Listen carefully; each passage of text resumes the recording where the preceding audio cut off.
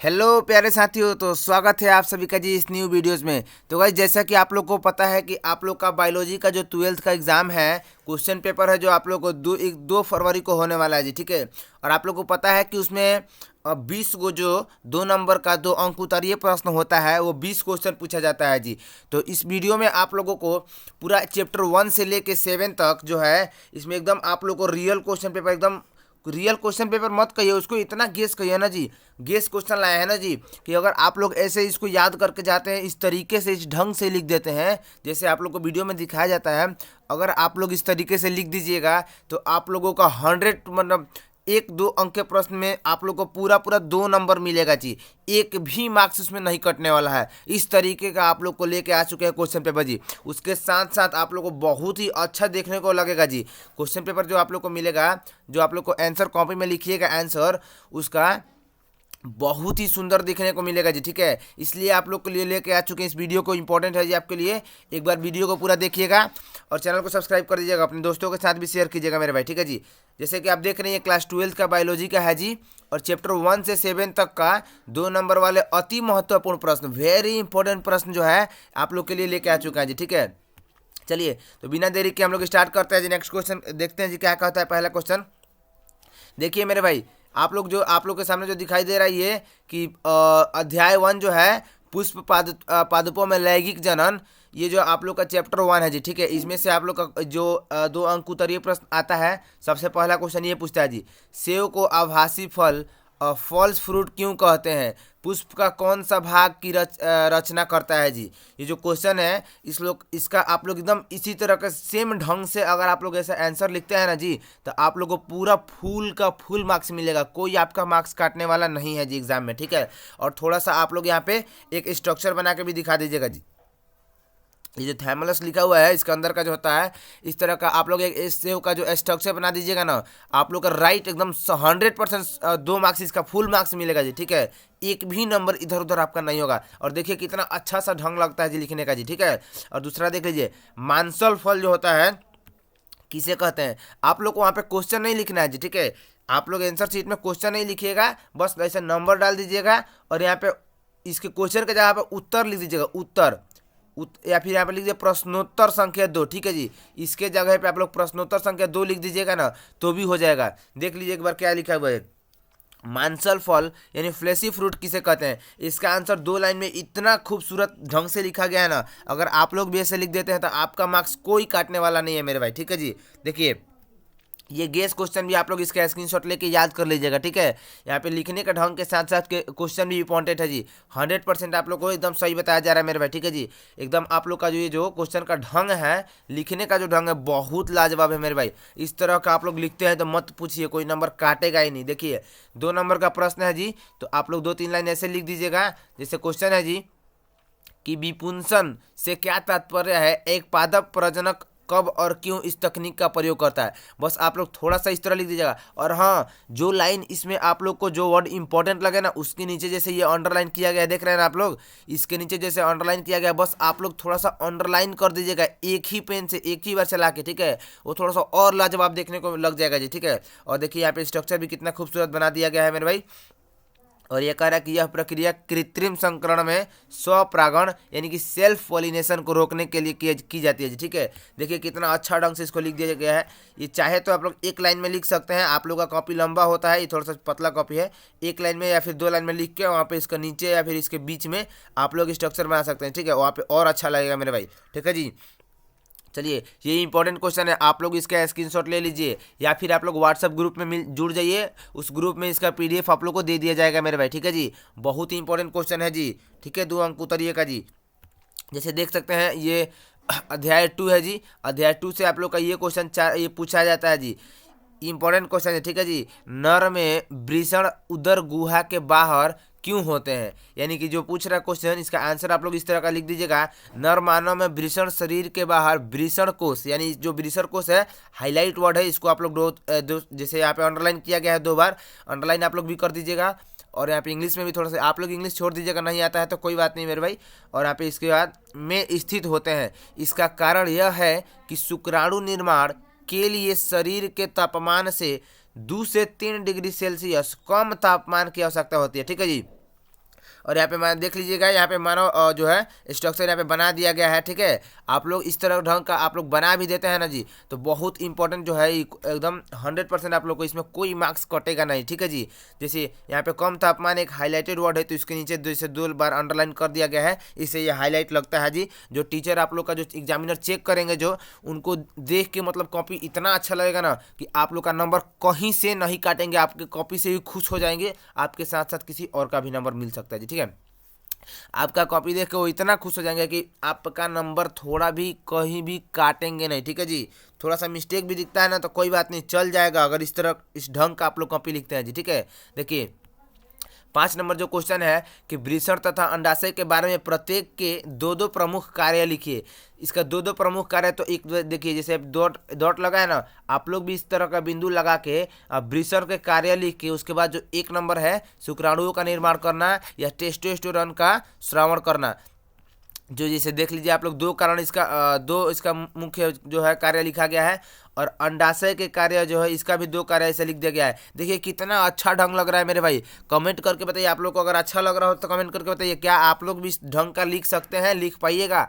एक बार घर पे, एक बार नहीं 4-5 बार प्रैक्टिस कर लीजिए लिखने का जी। ठीक है, बिल्कुल लिख सकते हैं आप लोग भी, कोई जो मतलब कठिन है नहीं है जी ये। ठीक है, मतलब थोड़ा भी कठिन, एकदम आसानी से आप लोग प्रैक्टिस करेंगे तो लिख लीजिएगा। जैसे देख लीजिए अगला क्वेश्चन है कि अपरा क्या है, इसके 2 कार्य लिखिए। यहाँ पे भी अपरा क्या है उसके बारे में लिख दिया गया है और इसका 2 कार्य लिख दिया गया है। ठीक है, ये गेस क्वेश्चन है, इस बार 2026 के लिए आप लोग याद कर लीजिए मेरे भाई। ठीक है जी, गेस क्वेश्चन प्लस इसका ढंग भी देख लीजिए, पूरा फुल एकदम बहुत ही मस्त दिखने वाला जी। देखिए अध्याय जो 3 आप लोग का जनन स्वास्थ्य, यहाँ से क्वेश्चन आता है जी कि पात्रे निषेचन IVF को संक्षेप में लिखिए। यानी कि इसका जो आंसर यहाँ पे लिखा गया है और इसका जो थोड़ा सा स्ट्रक्चर जो है फिगर बना दिया गया है, और यहाँ पे इसका नोट भी लिख दिया गया है जी कि एक भी मार्क्स अब तो कटवे नहीं करेगा जी। ठीक है, इसे टेस्ट ट्यूब बेबी तकनीक भी कहते हैं। यह उन दंपतियों के लिए उपयोगी है जिनमें स्त्री गर्भधारण नहीं कर सकती या पुरुष में शुक्राणु कम है। ठीक है जी, ये जो है इंपॉर्टेंट क्वेश्चन है जी, गेस क्वेश्चन है 2026 के लिए मेरे भाई।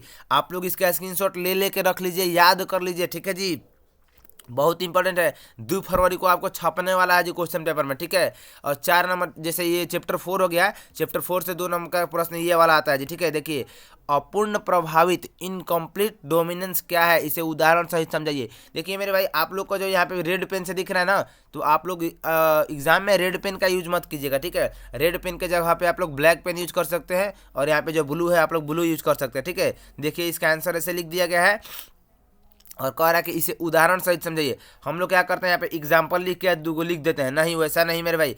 आप लोग इस तरह का जैसे गुलाबास लिख दिया गया है, इसका पूछ रहे हैं ना, गुलाबास एक उदाहरण है, गुलाबास लिख के आप लोग यहाँ पे 2 जैसे उदाहरण हो गया। कितना कह रहा है जी, इसे उदाहरण सहित समझाने का। गुलाबास में से जो है एक लाल पुष्प होता है, एक सफ़ेद पुष्प, तो आप लोग यहाँ पे ब्लैक से दोनों लिख दीजिएगा, लाल पुष्प ब्लैक से और सफ़ेद पुष्प ब्लैक से। ठीक है जी, उसके बाद ऐसे ब्लू से एरो करके आप लोग भी यहाँ पे ब्लू कलर से लिख सकते हैं गुलाबी पुष्प। ठीक है जी, इस ढंग का आप लोग लिखिएगा तो बिल्कुल आपको 100% मार्क्स मिलेगा जी। ठीक है, चलिए अगला देख लेते हैं कि 9 नंबर क्वेश्चन जो पूछ रहा है, अच्छा ये 8 नंबर था ना, पिछला 8 नंबर था, ये अध्याय चैप्टर मतलब 4 से आप लोग का 8 नंबर था, और इसके बाद 9 नंबर क्वेश्चन है जी, ये भी चैप्टर 4 से है, ये भी आप लोग का चैप्टर 4 से क्वेश्चन पूछा जाता है जी। ठीक है, इसका आप लोग स्क्रीनशॉट ले लीजिए, ये पूरा का पूरा क्वेश्चन गेस क्वेश्चन है इस बार 2026 के लिए, और लिखने का ढंग भी बताया जा रहा है आप लोग को इस वीडियो में, बहुत इंपॉर्टेंट और बहुत अच्छा दिखेगा इससे आपका कॉपी। ठीक है जी, देखिए आप लोग चाहे तो बिल्कुल इसी तरह का कॉपी कर सकते हैं मेरे भाई, बहुत ही अच्छा लग रहा है, लाजवाब लग रहा है। ठीक है, देखिए 10वां है जी, वर्धानंद कलर ब्लाइंड व्यक्ति को रेलवे ड्राइवर क्यों नहीं बनाया जाता है जी। यानी कि कलर ब्लाइंड व्यक्ति को रेलवे ड्राइवर क्यों नहीं बनाया जाता, ये आपका बायोलॉजी का क्वेश्चन पेपर है जी। ठीक है, चैप्टर 4 से ये क्वेश्चन पूछा जाता है मेरे भाई। देखिए तो यहाँ पे वर्धनता से पीड़ित व्यक्ति लाल व हरे रंग में अंतर नहीं कर पाता है, इसका जीन X गुणसूत्र पर उपस्थित होता है। यानी जो जिस व्यक्ति को ये जो प्रॉब्लम हुआ होता है जी वर्धनता, वो लोग लाल और हरे रंग में अंतर स्पष्ट नहीं कर पाते हैं जी। ठीक है, और अगर अंतर स्पष्ट नहीं कर पाएंगे तो ग्रीन लाइट कब हुआ रेड लाइट कब हुआ उन लोग को पता नहीं चलेगा, इसके वजह से यहाँ पे रेलवे ड्राइवर नहीं बनाया जाता। ठीक है जी, देखिए यहाँ पे आप लोग का ट्रैफिक भी बना के, ट्रैफिक लाइट बना के दिखा दिया गया है कि इसमें भी वो लोग नहीं समझ पाते हैं, इसको भी नहीं समझ पाते हैं जी, ठीक है। और ऐसे व्यक्तियों को रेलवे ड्राइवर इसलिए नहीं बनाया जाता है क्योंकि वो उचित रेलवे सिग्नल लाल हरा न पहचान के कारण रेल दुर्घटना का कारण बन सकते हैं, ठीक है। देखिए कितना अच्छा से इस लाइन को दर्शाया गया है, लिखा गया है जी, ठीक है। और पूरा लाइन का जो मतलब यहाँ पे एक स्ट्रक्चर बना के समझा दिया गया है। बस आप लोग थोड़ा सा माइंड यूज कीजिएगा ना मेरे भाई, तो आप लोग को भी इसे आराम से कर सकते हैं जी, ठीक है। बहुत आसानी से आप लोग भी कर सकते हैं। देखिए तो अगला जो है आपका चैप्टर नंबर 5 वंशागति के आणविक आधार, इससे यहाँ पे क्वेश्चन पूछा जाता है कि चारगाफ का नियम क्या है। चारगाफ का नियम पूछा जाता है जी। ये हम लोग जो वर्ड है चारगाफ, इसको देख के छोड़ देते हैं कि कितना भारी होगा। नहीं मेरे भाई, बिल्कुल आसान, 2 लाइन का क्वेश्चन है, आंसर है जी इसका, ठीक है। बस यहाँ पे आप लोग लिख दीजिएगा प्रश्नोत्तर संख्या, जैसे 11 लिख के यहाँ पे बीच में प्रश्नोत्तर संख्या 11। उसके बाद यहाँ पे आप लोग लिख दीजिएगा कि चारगाफ के नियम के अनुसार डीएनए की द्विकुंडली संरचना में प्यूरिन और पिरीमिडीन की मात्रा बराबर होती है। या ब्रैक जैसे यहाँ पे दर्शाया गया है मेरे भाई, आप लोग स्केल लेके जाइएगा ना, तो स्केल से एकदम स्ट्रेट लाइन खींच पाइएगा मेरे भाई, स्ट्रेट लाइन खींच पाइएगा आप लोग, ठीक है। ऐसे A बराबर T तथा G बराबर C, ठीक है। इस ढंग का आप लोग भी कर देते हैं ना मेरे भाई, तो मत पूछिए, एकदम कोई माई का लाल पैदा नहीं हुआ जो आपका नंबर 1 नंबर काट सकता है मेरे भाई, इस तरह का। और थोड़ा मोड़ा आंसर मिस्टेक भी होगा ना जी, तो आप लोग का लिखने का ढंग देख के वो टीचर आप लोग का नंबर काट नहीं सकते हैं जी, ठीक है। ऐसा बात है। देखिए तो क्योंकि टीचर जो है ध्यान से question paper answer sheet check नहीं करते हैं, और उसमें भी अगर आप लोग का इतना खूबसूरत हैंड राइटिंग मिल जाए तब तो वो अच्छे से देखेंगे ही नहीं। इसी तरह आप लोग का नंबर 2 मार्क्स लिख के यहाँ पे दे देंगे जी, ठीक है। देखिए अगला है जी कि न्यूक्लियोसोम क्या है। न्यूक्लियोसोम, इसके बारे में यहाँ पे 2-3 लाइन लिख दिया गया है, और इसका जो है स्ट्रक्चर यहाँ पे बना दिया गया जी, ठीक है। देखिए तो कितना अच्छा लग रहा है मेरे भाई, देखने में कितना खूबसूरत लग रहा है जी। आप लोग को लगता है कि ऐसा लिखने से कोई एग्जामिनर या फिर कोई टीचर मार्क्स काटेगा जी? लगता है नहीं ना मेरे भाई।